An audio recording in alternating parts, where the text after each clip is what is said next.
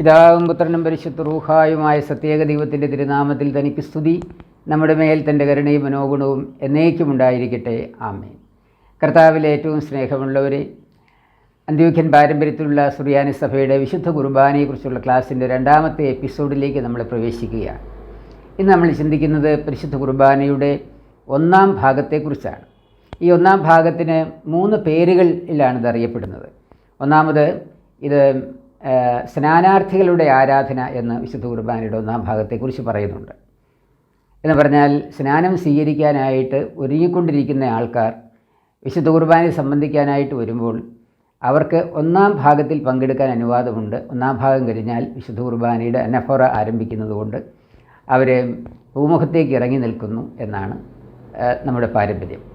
അതുപോലെ ഇതിനെ വിശ്വാസ പഠിതാക്കളുടെ ആരാധന എന്നും ഈ ഒന്നാം ഭാഗത്തെക്കുറിച്ച് പറയുന്നുണ്ട്. അതിൻ്റെ കാരണം ഇതാണ്: മാമോദീസ സ്വീകരിക്കാനായിട്ട് ഒരുങ്ങിയിട്ടില്ല, എന്നാൽ വിശ്വാസം പഠിക്കാനായിട്ട് മാമോദീസ സ്വീകരിക്കണമോ വേണ്ടയോ എന്ന് ചിന്തിച്ചുകൊണ്ടിരിക്കുന്ന വിശ്വാസ പഠിതാക്കളായിട്ടുള്ള ആളുകളും ദൈവാലയത്തിലേക്ക് വരുന്നുണ്ടെങ്കിൽ അവർക്കും ഒന്നാം ഭാഗത്തിൽ പങ്കെടുക്കാൻ അനുവാദമുണ്ട്. ഒന്നാം ഭാഗം കഴിഞ്ഞാൽ സ്നാനാർത്ഥികളോടൊപ്പം തന്നെ വിശ്വാസ പഠിതാക്കളും ദൈവാലയത്തിന് പുറത്ത് ഭൂമുഖത്ത് നിന്നുകൊണ്ട് മാത്രമേ ആരാധനയിൽ സംബന്ധിക്കാനായിട്ട് അനുവാദമുള്ളൂ. മൂന്നാമത് ഈ ഒന്നാം ഭാഗത്തെക്കുറിച്ച് പറയുന്നത് വചനത്തിൻ്റെ ശുശ്രൂഷ എന്നാണ്. അതിൻ്റെ കാരണം തിരുവചനങ്ങൾ വായിക്കുന്നത് ഈ ഒന്നാം ഭാഗത്ത് പൂർത്തിയാകുന്നുണ്ട്. പിന്നീട് വിശുദ്ധ കുർബാനയിൽ തിരുവചന ഭാഗങ്ങൾ വായിക്കപ്പെടുന്നില്ല. ഏതാണ്ട് 9ഓളം തിരുവചന ഭാഗങ്ങൾ കുർബാനയുടെ ഭാഗമായിട്ടുണ്ട്. അതെല്ലാം തന്നെ ഈ ഒന്നാം ഭാഗം അവസാനിക്കുന്നതോടുകൂടി തിരുവചന വായന അവസാനിക്കുന്നു. അതുകൊണ്ട് ഒന്നാം ഭാഗത്തെ വചനത്തിൻ്റെ ശുശ്രൂഷ എന്നും അറിയപ്പെടുന്നുണ്ട്. ഇനി നമുക്ക് ഈ ശുശ്രൂഷയുടെ പ്രധാനപ്പെട്ട ഭാഗങ്ങളെക്കുറിച്ച് ചിന്തിക്കാം. ഒന്നാമത് നമ്മൾ കാണുന്നത് വിശുദ്ധ കുർബാന പരസ്യമായിട്ട് ആരംഭിക്കുമ്പോൾ തിരശ്ശീല നീക്കപ്പെടുന്നു. സ്വർഗം തുറക്കപ്പെടുന്നതിൻ്റെ ഒരു പ്രതീകമായിട്ടാണ് തിരശ്ശീല മാറ്റുന്നത്. സ്വർഗത്തിൻ്റെ പ്രതീകമായിട്ട് മോശ കർത്താവിൻ്റെ അടുക്കിലേക്ക് കടന്നു ചെന്ന് കൽപ്പനകൾ സ്വീകരിച്ചതുപോലെ കൽപ്പനകൾ സ്വീകരിച്ചതുപോലെ ആ ഒരു മലയുടെ പ്രതീകമായിട്ട് വിശുദ്ധ മദ്ബഹായെ നമ്മൾ കാണുന്നുണ്ട്. ആ മദ്ബഹായുടെ വിരി മാറ്റുന്നതോടുകൂടി സ്വർഗം തുറക്കുന്ന ഒരനുഭവമാണ് വിശ്വാസികൾക്ക് ഉണ്ടാകേണ്ടത്. അങ്ങനെ തിരശ്ശീല മാറ്റുമ്പോൾ തന്നെ പുരോഹിതൻ അല്പം ഉച്ചസ്വരത്തിൽ പ്രാരംഭ പ്രാർത്ഥന ചൊല്ലുന്നു. ആ പ്രാർത്ഥന നമുക്കൊന്ന് കേട്ടു നോക്കാം.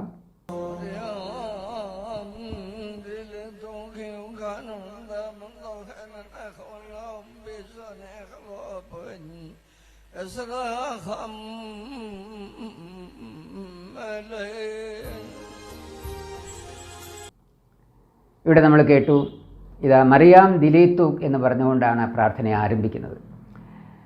മറിയാമിൻ്റെ പേരാണ് ഏറ്റവും ആദ്യം പുരോഹിതൻ ഉച്ചരിക്കുന്നത്. ഈ പ്രാർത്ഥനയുടെ മലയാളം ഇതാണ്: നിന്നെ പ്രസവിച്ച മറിയാമും നിന്നെ മാമോദീസാമുഖി യോഹന്നാനും ഞങ്ങൾക്ക് വേണ്ടി നിന്നോട് അപേക്ഷിക്കും, ഞങ്ങളുടെ മേൽ അനുഗ്രഹം ചെയ്യണമേ എന്നാണ്.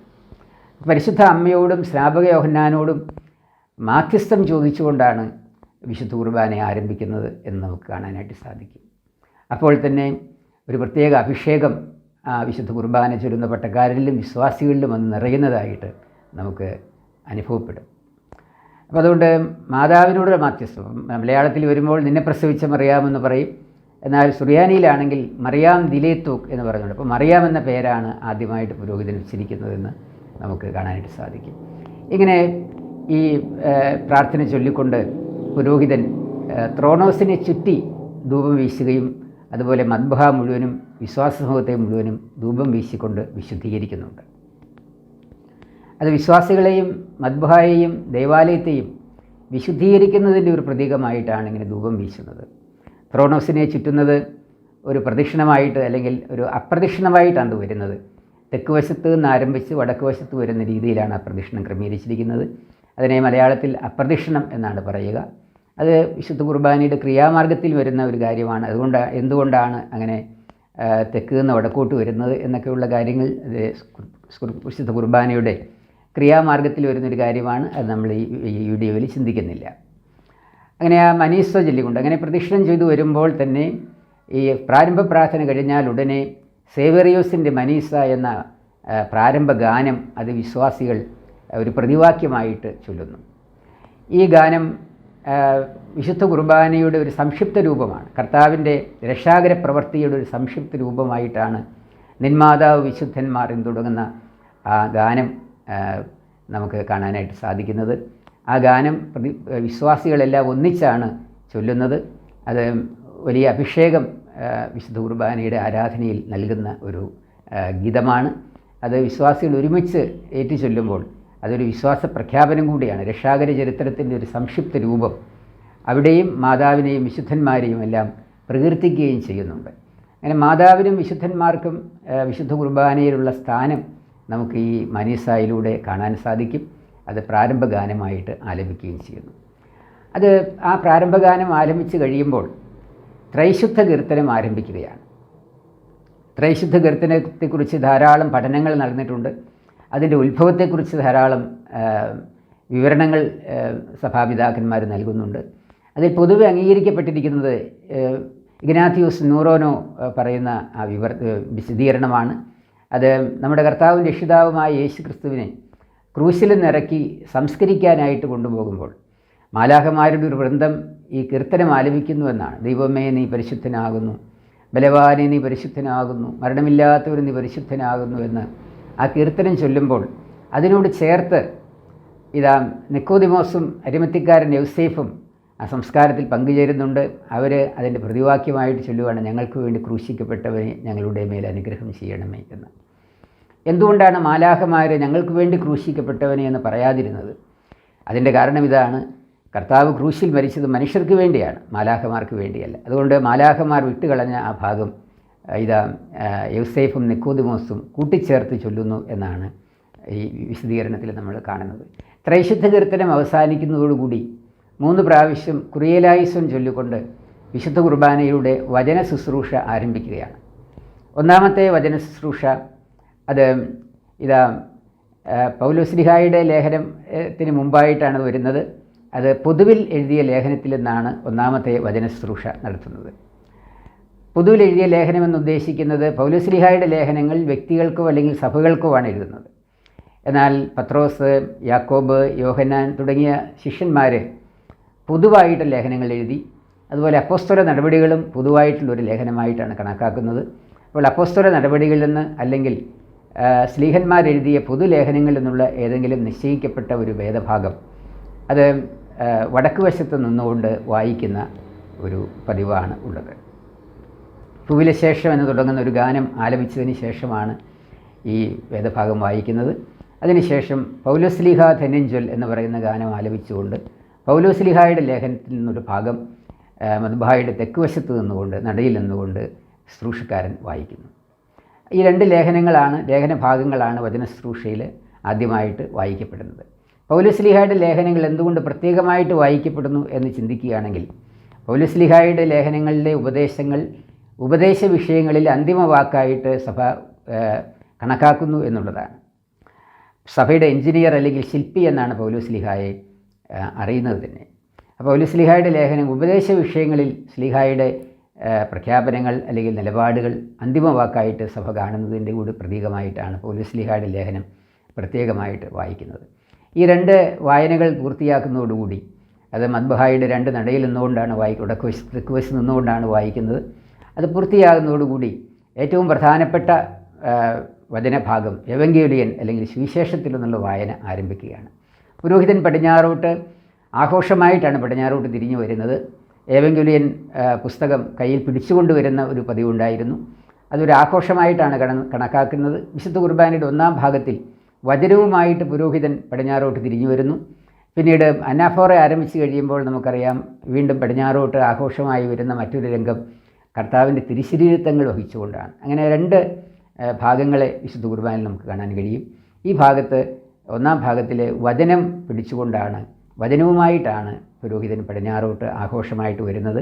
2 വശത്തും തിരികൾ കത്തിച്ചു വെച്ചുകൊണ്ടും മർഹോസ ഉപയോഗിച്ചുകൊണ്ടുമെല്ലാം അതിനെ വളരെ ആഘോഷമായിട്ടാണ് ഈ സുവിശേഷ ഭാഗങ്ങൾ വായിക്കുന്നത്. സുവിശേഷ ഭാഗം വായിക്കുന്നതിന് മുമ്പായിട്ട് ഈ വായനയെ ശ്രദ്ധിച്ച് കേൾക്കണമെന്ന് പറയുന്നൊരു ഉപദേശം ശുശ്രൂഷക്കാരൻ നൽകുന്നുണ്ട്. അതിനുശേഷം ഈ വേദഭാഗത്തിൻ്റെ ഏത് ഭാഗത്തു നിന്നാണ് വായിക്കുന്നതെന്നെല്ലാം പുരോഹിതൻ പ്രാരംഭമായിട്ട് ഉത്ബോധിപ്പിക്കുന്നുണ്ട്. ആ വായന പൂർത്തിയാകുന്നതോടുകൂടി ഏവെങ്കിലും വായന പൂർത്തിയാകുന്നതോടുകൂടി വചന ശുശ്രൂഷ അവസാനിപ്പിക്കുകയും ചെയ്യുന്നു. പ്രിയമുള്ളവരെയും നമുക്ക് കാണാൻ സാധിക്കും ഓരോ വിശുദ്ധ കുർബാനയിലും ഈ വചന ശുശ്രൂഷയ്ക്ക് വളരെയധികം പ്രാധാന്യം നൽകപ്പെട്ടിട്ടുണ്ട്. പൊതുവിലെഴുതിയ ലേഖനങ്ങളും പൗലോസ്ലീഹായുടെ ഉപദേശ ലേഖനങ്ങളും അതുപോലെ സുവിശേഷ വായനയും പരസ്പരം ബന്ധിക്കപ്പെട്ടിട്ടുള്ള വിഷയങ്ങളായിരിക്കും. അപ്പോൾ ഓരോ പെരുന്നാളുകളിലും അത് പ്രത്യേകമായിട്ട് വായിക്കപ്പെടുന്നു, ഓരോ ഞായറാഴ്ചകളിലും പ്രത്യേകമായിട്ട് വായിക്കപ്പെടുന്നുണ്ട്. ആ വേദഭാഗങ്ങൾ ഒരുങ്ങി വന്ന് വിശുദ്ധ കുർബാന സംബന്ധിക്കാനായിട്ട് തയ്യാറാവുകയാണെങ്കിൽ തീർച്ചയായിട്ടും അതൊരു അനുഭവമായിട്ട് മാറും. അങ്ങനെ വചന ശുശ്രൂഷ അവസാനിക്കുന്നതോടുകൂടി പാപപരിഹാര പ്രാർത്ഥന ആരംഭിക്കുകയാണ്. പ്രവീൺ സദറായും അതുപോലെ അതിൻ്റെ നടുവിലായിട്ട് ഒരു ഹൂസോയോ പ്രാർത്ഥനയുമാണ് പാപപരിഹാര പ്രാർത്ഥനയായിട്ട് ക്രമീകരിച്ചിരിക്കുന്നത്. അതൊരു പൊതുവായിട്ടുള്ളൊരു ഹൂസോയാണ്. പാപപരിഹാരം വിശുദ്ധ കുർബാനയുടെ അനാഫോറയിലേക്ക് അപ്പത്തിൻ്റെ ശുശ്രൂഷയിൽ കടക്കുന്നതിന് മുമ്പ് ജനങ്ങളെ, വിശ്വാസികളെ വിശുദ്ധീകരിച്ചുകൊണ്ട്, അതുപോലെ പുരോഹിതൻ തന്നെയും വിശുദ്ധീകരിച്ചുകൊണ്ട് അനുതാപത്തോടും പശ്ചാത്താപത്തോടും കൂടി ഒരു പാപപരിഹാര പ്രാർത്ഥന പൊതുവായിട്ട് നിർവഹിക്കുന്നു. ഇതിന് വളരെയധികം പ്രാധാന്യം വിശുദ്ധ കുർബാനയിൽ കൽപ്പിക്കപ്പെട്ടിട്ടുണ്ട്. വിശുദ്ധ കുർബാനയ്ക്ക് പങ്കെടുക്കാനായിട്ട് വരുന്ന ഒരു വ്യക്തി ഈ ഹൂസോയ പ്രാർത്ഥനയിൽ പങ്കെടുക്കാതെ പോകുന്നത് ഒരു നഷ്ടമായിരിക്കും. അതുകൊണ്ട് ഈ പ്രാർത്ഥനയിൽ വളരെ പ്രാധാന്യം പിതാക്കന്മാർ കൽപ്പിച്ചിട്ടുണ്ട്. ഈ പാപപരിഹാര പ്രാർത്ഥന തീരുന്നതോടുകൂടി ധൂപകലശം വാഴ്ത്തുന്ന ശുശ്രൂഷയിലേക്ക് പ്രവേശിക്കുകയാണ്. ധൂപകലശത്തിൻ്റെ പ്രത്യേകത, അതിൻ്റെ ഘടന തന്നെ നമുക്കൊന്ന് ചിന്തിക്കാം. ധൂപകലശത്തിൻ്റെ ഏറ്റവും ഒടുവിലായിട്ട് ഒരു തട്ടിൽ കരിയും അതുപോലെ തീയും നമുക്ക് കാണാൻ കഴിയും. അതിനെ, ആ താഴത്തെ തട്ടിനെ 4 ചങ്ങലകൾ കൊണ്ട് മുകളിലേക്ക് ഒരു റിങ്ങിൽ ബന്ധിപ്പിക്കുന്ന ഒരു രൂപമാണ് ധൂപകലശത്തിനുള്ളത്. ഇത് പിതാവിനെയും പുത്രനെയും പരിശുദ്ധ റൂഹായെയുമാണ് ഈ ചങ്ങലകൾ സൂചിപ്പിക്കുന്നത്. അപ്പോഴത് 3 ചങ്ങലകൾ മാത്രമല്ലേ വേണ്ടൂ എന്ന് നമ്മൾ ചിന്തിക്കാം. എന്നാൽ പുത്രൻ തമ്പുരാന് തൻ്റെ ദൈവത്വവും മനുഷ്യത്വവും എന്ന 2 സ്വഭാവം ഉണ്ടായിരുന്നതുകൊണ്ട് പുത്രനെ സംബന്ധിക്കുന്ന 2 ചങ്ങലകൾ ഇവിടെ ക്രമീകരിച്ചിരിക്കുകയാണ്.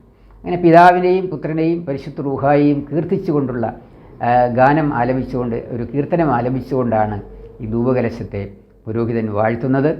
അതിനുശേഷം വീണ്ടും ആ ധൂപകലശം വിശ്വാസികളുടെ നേരെയും അതുപോലെ മദ്ബഹായിലും വീശിക്കൊണ്ട് ധൂപകലശം ശുശ്രൂഷകനെ തിരികെ ഏൽപ്പിക്കുന്നതോടുകൂടി വിശ്വാസ പ്രമാണം ആരംഭിക്കുകയാണ്. വിശ്വാസ പ്രമാണം ആലപിച്ച് തീരുന്നതോടുകൂടി വിശുദ്ധ കുർബാനയുടെ 1-ാം ഭാഗം അവസാനിച്ചു. ആ വിശ്വാസ പ്രമാണം ചൊല്ലിക്കൊണ്ടിരിക്കുന്നതിനിടയിൽ ശുശ്രൂഷക്കാരൻ ധൂപകലശവുമായിട്ട് മദ്ബഹായിൽ നിന്ന് പ്രാകാരത്തിലേക്ക് ഇറങ്ങി പടിഞ്ഞാറേ വാതിൽ വരെ ധൂപകലശം വീശിക്കൊണ്ട് പോകുന്നുണ്ട്. അങ്ങനെ പോകുമ്പോൾ വിശ്വാസികളായിട്ടുള്ള ആൾക്കാരെ കുനിഞ്ഞ് കുരിശ് വരയ്ക്കുന്നുണ്ട്. ഇതെന്തിനെയാണ് സൂചിപ്പിക്കുന്നത് എന്ന് പറഞ്ഞാൽ, ഞാനിതാ ഒരുങ്ങി വന്നിരിക്കുന്ന ഒരു വിശ്വാസിയാണ്, ഞാൻ മാമോദിസ സ്വീകരിച്ച ആളാണ്, വിശുദ്ധ കുർബാനയിൽ പങ്കെടുക്കാനുള്ള ഒരുക്കം എനിക്കുണ്ട് എന്ന് കാണിക്കുന്നതാണ് ഈ കുമ്പിട്ടുകൊണ്ട് കുനിഞ്ഞ് കുരിശ് വരയ്ക്കുന്നതിൻ്റെ സൂചന. ഇപ്രകാരം ഒരുങ്ങി വരാത്തവർ, സ്നാനം സ്വീകരിക്കാത്തവർ ദേവാലയത്തിനകത്തുണ്ടെങ്കിൽ അവർ ആ ധൂപകലശം സ്വീകരിക്കുകയല്ല ചെയ്യുന്നത്, അവർ ദേവാലയത്തിന് പുറത്ത് കടന്ന് പൂമുഖത്ത് നിൽക്കുന്നു. അങ്ങനെ അവരെല്ലാം പുറത്ത് കിടന്ന് കഴിയുമ്പോൾ പടിഞ്ഞാറേ വാതിൽ, ദേവാലയത്തിൻ്റെ പടിഞ്ഞാറേ വാതിൽ അടയ്ക്കുന്ന ഒരു പാരമ്പര്യം മുമ്പുണ്ടായിരുന്നു. ഇപ്പോൾ അങ്ങനെ അടയ്ക്കുന്ന ഒരു പതിവില്ല. ആ സമയത്ത് തന്നെ ഏതെങ്കിലും ഒരു ശുശ്രൂഷക്കാരൻ മാമോദിസ സ്വീകരിക്കാത്തവരെല്ലാം ദേവാലയത്തിന് പുറത്ത് പോകണമെന്ന് ഒരു നിർദ്ദേശം കൊടുക്കുന്ന ഒരു പതിവും ചില തക്സാകളിലുണ്ടായിരുന്നു. എന്നാൽ നമ്മുടെ തക്സായിൽ, ഇപ്പോഴത്തെ തക്സായിൽ ആ ഭാഗം കാണുന്നില്ല, അത് ഒഴിവാക്കിയിട്ടുണ്ട്. ഇത് പണ്ട് മുതലുണ്ടായിരുന്ന ഒരു പാരമ്പര്യമാണ്. അങ്ങനെ വിശ്വാസ സമൂഹത്തെ മാത്രം ദേവാലയത്തിനകത്ത് നിർത്തിക്കൊണ്ടാണ് വിശുദ്ധ കുർബാനയുടെ 2-ാം ഭാഗത്തിലേക്ക് നമ്മൾ പ്രവേശിക്കുന്നത്. 2-ാം ഭാഗത്ത് വരുമ്പോഴാണ് ദർഗായിലേക്ക് പുരോഹിതൻ കാല് ചവിട്ടുന്നത്. ആ ശുശ്രൂഷയെക്കുറിച്ച്, വിശുദ്ധ കുർബാനയുടെ 2-ാം ഭാഗത്തെക്കുറിച്ച് അടുത്ത വീഡിയോയിൽ നമുക്ക് ചിന്തിക്കാം. ഈ വീഡിയോയിൽ നമ്മൾ ചിന്തിച്ച കാര്യങ്ങൾ, 1-ാം ഭാഗത്തെ പ്രധാനപ്പെട്ട കാര്യങ്ങൾ ഒന്നുകൂടെ നമുക്കൊന്ന് ചിന്തിച്ചു നോക്കാം. ഒരു പ്രാരംഭ പ്രാർത്ഥന, മറിയാം ദിലേത്തുക് എന്ന് തുടങ്ങുന്ന പ്രാരംഭ പ്രാർത്ഥന പുരോഹിതൻ ചൊല്ലുന്നു. അത് കഴിഞ്ഞ് പ്രാരംഭ ഗാനം സെവേറിയോസിൻ്റെ മനീസ, അത് വിശ്വാസികൾ ഒരുമിച്ച് ആഘോഷമായിട്ട് ചൊല്ലുന്നു. പിന്നീട് ത്രൈശുദ്ധ കീർത്തനം ചൊല്ലുന്നു. പിന്നീട് വചന ശുശ്രൂഷ നടക്കുന്നു. പിന്നീട് പാപപരിഹാര പ്രാർത്ഥനയുണ്ട്. പിന്നീട് ധൂപകലശം വാഴ്ത്തുന്നു. പിന്നീട് വിശ്വാസ പ്രമാണം. ഇങ്ങനെ 7 നടപടികളിലൂടെയാണ് 1-ാം ഭാഗം പൂർത്തീകരിക്കുന്നത്. പ്രിയമുള്ളവരെ, ഈ 1-ാം ഭാഗത്തിൻ്റെ ഘടന നമ്മൾ ശ്രദ്ധിക്കുമ്പോഴറിയാം, വളരെ പ്രധാനപ്പെട്ട കാര്യങ്ങളെല്ലാം ഇവിടെ നടക്കുന്നുണ്ട്. ധൂപകലശം വാഴ്ത്തുന്നു, വചന ശുശ്രൂഷ നിർവഹിക്കുന്നു, വിശ്വാസികളെ മുഴുവൻ വിശുദ്ധീകരിച്ചുകൊണ്ട് ധൂപം വീശുന്നു, വിശ്വാസ പ്രമാണം ചൊല്ലുന്നു, ത്രൈശുദ്ധ കീർത്തനം ആരംഭിക്കുന്നു, മാതാവിനോടും വിശുദ്ധന്മാരോടുമൊക്കെ മാധ്യസ്ഥം ചോദിക്കുന്നു. ഇങ്ങനെ വളരെ പ്രധാനപ്പെട്ട ഭാഗങ്ങളാണ് ഈ 1-ാം ഭാഗത്തിൽ നടക്കുന്നത്. പലപ്പോഴും ഈ 1-ാം ഭാഗത്തിൻ്റെ ഈ വിശദീകരണങ്ങൾ അറിയാത്തതുകൊണ്ടാണ് പലരും ദേവാലയത്തിലേക്ക് വൈകി വരുന്നത്.